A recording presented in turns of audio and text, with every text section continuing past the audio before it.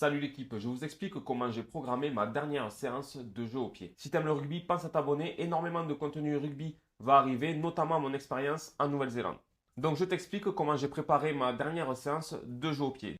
Dans un premier temps, j'ai fait un état des lieux sur moi-même, qui a été plutôt simple du fait que je suis sur un retour de blessure, j'ai été blessé à la cuisse, donc je n'ai pas pu buter pendant 4 mois, ce qui m'a automatiquement amené à la deuxième étape, objectif de la séance. Du fait que je n'ai pas buté pendant 4 mois et que je suis sur un retour de blessure, le but est de reprendre progressivement et l'objectif de ma séance est de trouver une frappe naturelle.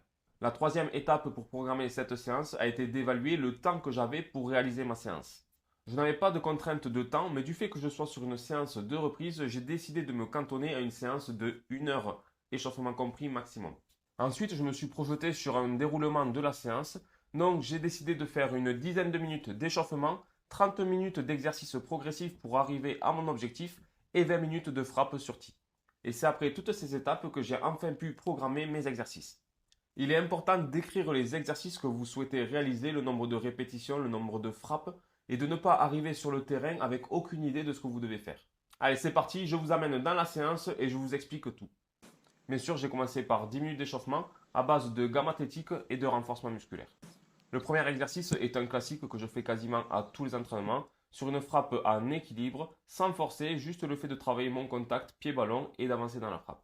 Du fait que j'ai 3 ballons à ma disposition, j'ai décidé de faire 9 répétitions, ce qui me permet de faire 3 séries de 3.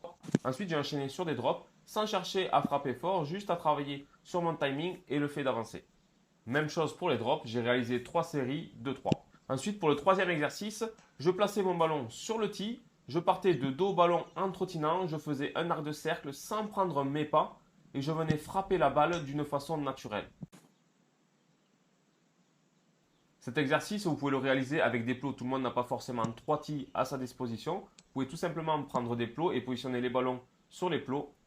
Et le but ici est de frapper ces ballons en avançant sans avoir de réel temps d'arrêt, sans prendre ses pas de routine, mais le fait d'avancer toujours et d'avoir une frappe naturelle. Et enfin, après tous ces exercices, je suis passé sur ma séance de frappe où j'ai privilégié la qualité plutôt que la quantité. J'ai cherché que des frappes à très courte distance avec différents angles et j'en ai réalisé 10. Et l'objectif ici était de se concentrer un maximum sur chaque frappe pour faire le meilleur pourcentage possible avec une frappe naturelle. J'espère que cette vidéo t'a donné une idée de comment préparer tes séances de jeu au pied et te permettront d'évoluer.